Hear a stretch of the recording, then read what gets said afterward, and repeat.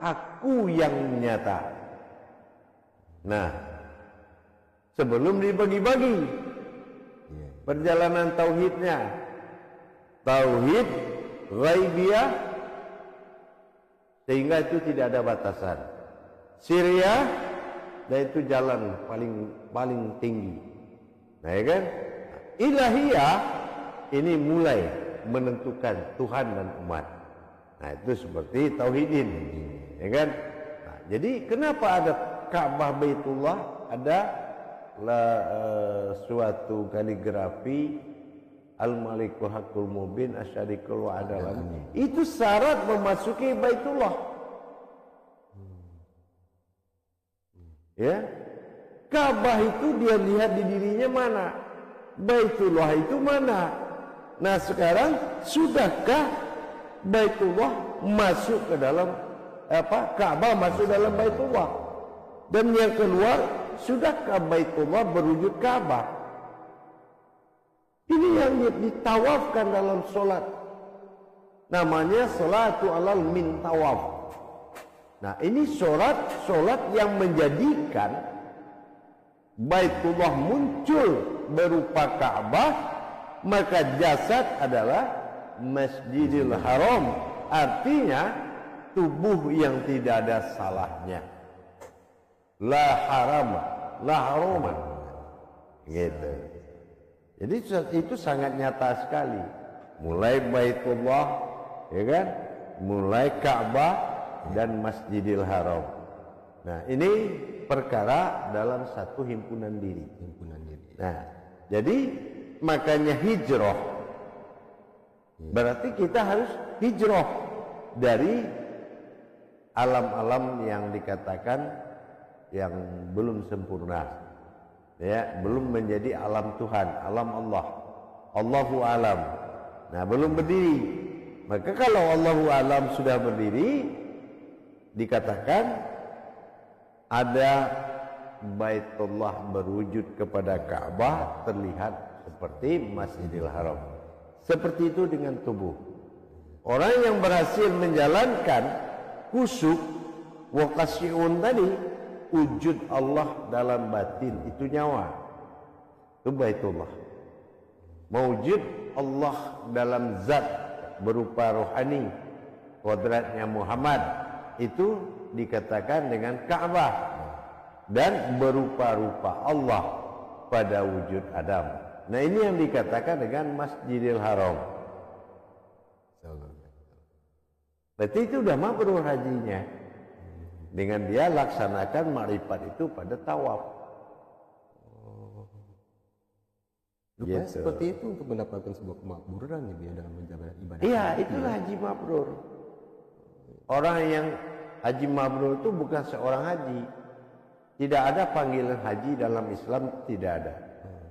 Ya, karena haji itu adalah hijrah, nama sebuah ibadah. Ya, dalam rukun Islam. Tetapi pulang-pulang ada yang bilang dia Pak Haji. Nah, ini tidak ada aturan dalam Al-Quran. Siapa yang pulang dari Mekah dipanggil Pak Haji. Nah, yang ditakutin orang pulang sedekah dipanggil Pak Sedekah, ya kan? Nah, gitu. Kalau direnungkan mengenai syahadat batin ini dalam konteks harfiahnya, kalau memahami batinnya, dia kan seperti sebuah persembunyian. Dan kaitannya, seperti saya memahaminya sepintas selalu itu menyatukan sesuatu yang tersembunyi, kalau semua seperti itu, hingga dia nyata gitu. Apa seperti itu? Memang kalau dalam pandangan akidah, Tuhan itu kan bukan tiba-tiba ada, tapi dia berangkat dari sebuah riwayat yang menjadi sejarah. Berangkat dari Maha Esa sampai menuju Maha Besar. Itu ada 3 langkah tauhid. Nah, sebetulnya tauhid batiniah itu disebut dengan tauhid wujudi. Wujudi itu artinya kewujudan aku. Akulah yang wujud. Al-Haqqul Mubin. Nah, ya kan? Dan aku muncul ke dalam keakuanku. Wa asadikul adal amin. Kalau dalam pemahamannya kan seperti itu. Berarti ini kan kalau dalam konsep pelajaran kan harus ditajalikan, betul ya? Betul. Artinya kita memang harus mendalami dan belajar seperti itu ya. Iya. Saya rasa unek-unek atau tanda tanya selama ini saya mengenai syahadat batin ini, saya cukup puas dengan apa yang Buya tadi sampaikan. Karena selama ini itu yang selama ini saya pikirkan, kemana nih arahnya syahadat batin, terus makomnya tuh di mana? Karena saya mungkin juga ada yang bertanya atau berpikir seperti itu. Terus kenapa lagi ya kok ada kaitannya apa kalaulah astagfirullah wa adalah amin al-malikul hakul mubin ini dikait-kaitkan dengan yang kaligrafi atau kalam yang ada di pintu Ka'bah gitu ya. Tapi dari apa yang tadi Buya sampaikan, alhamdulillah saya isyarat ini ya. Jadi apa tujuanmu ke Mekah? Yaitu hijrah. Nah, hijrahnya di mana? Di mana hijrahnya? Dari mana ke mana? Sehingga dia menjadi haji mabrur. Ya. Itu dia tadi. Al-Malikul Hakul Mubin Ash'adikul Ma'adal Amin. Itulah Ka'bah Baitullah. Rupanya jawabannya di situ. Jawabannya di situ. Merubahnya harus dengan kekuatan sholat tawaf. Disebut sholatul du'i. Sholat yang bergerak 24 jam. Kenapa tidak berlaku di luar Mekah? Karena memang itu perintah Baitullah. Nah, tapi wajibkah ke situ juga tidak? Kifayah. Kenapa? Di sini Allah dinyatakan Allahu alaina min alaina. Jangan mencariku pada sebuah tempat. Allazi min wa aina wa innahu aina min inna. Jadi jangan kita mencari aku pada sebuah tempat, tapi karena aku sudah ada sebelum tempat itu ada. Tetapi dalam ma'rifatullah dengan imanullah, iman pertama adalah Tuhan. Ya kan? Iman kedua adalah umat. Nah, kenapa orang beruntung, orang berilmu? Karena dia melakukan tanpa ke Mekah. Tapi untuk menyenangkan imannya, tidak ada salahnya dilakukan. Seakan-akan merasa lebih abdol lah mungkin. Iya, rasa gitu. abdol. Jadi kalau boleh lebih spesifiknya lagi Bu ya, ketika seseorang ingin hijrah itu baiknya seperti apa Bu? Apanya? Ketika seorang ingin hijrah ke Baitullah itu bagusnya seperti apa kalau dikaji melalui keilmuannya Bu? Nah, kita kenapa diarahkan ke kiblat? Dinamakan ini perpindahan kedua setelah kiblat itu pertama ke langit, Sholatul Muntaha. Ya, akhirnya kepada Baitul Maghribi. Ya, yang ketiga baru Khalbi. Kan gitu.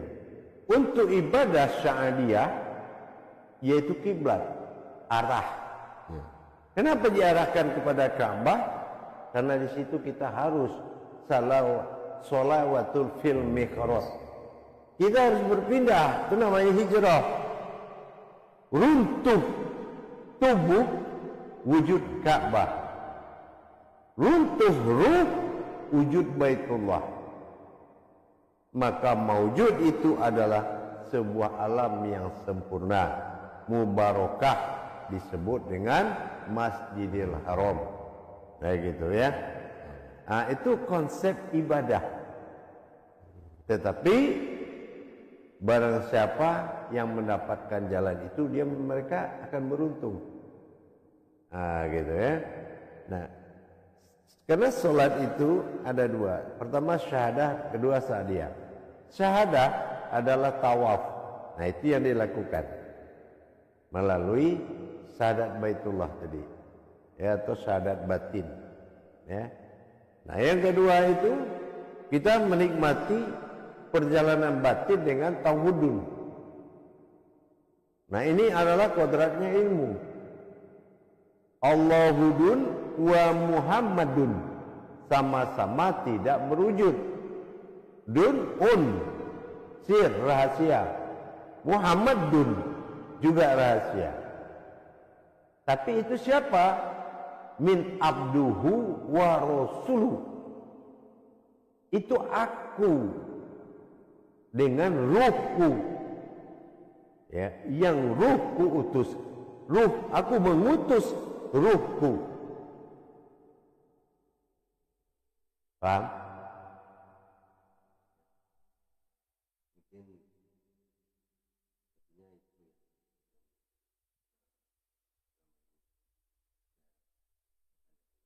Insyaallah.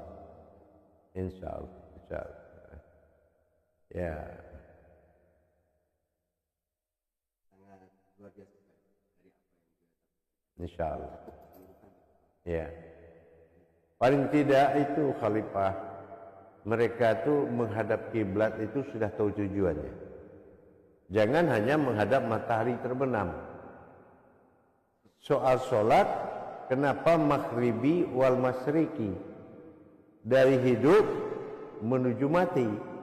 Itu sifat alam, tapi hakikatnya di situ Ka'bah Baitullah. Runtuh jasad, hadir Ka'bah. Ini kodrat, derajat. Nah gitu ya. Runtuh ruh, lahirlah Baitullah. Nah gitu.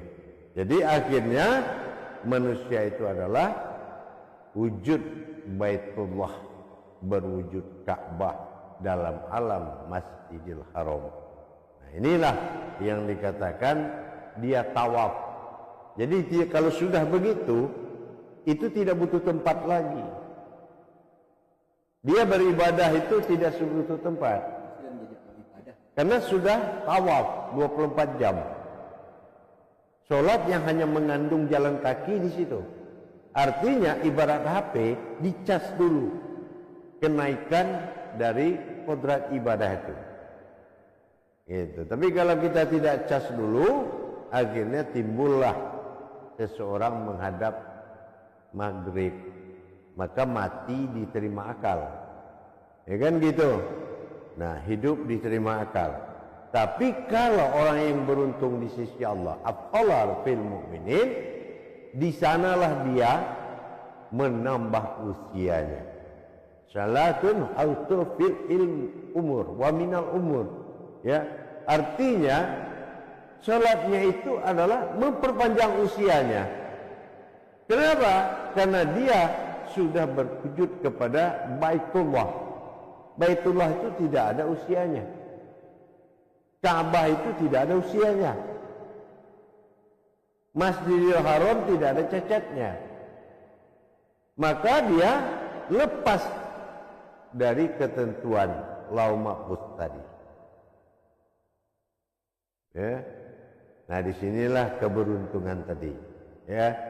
Afqalala fil mu'min. Itu tujuannya. Insyaallah.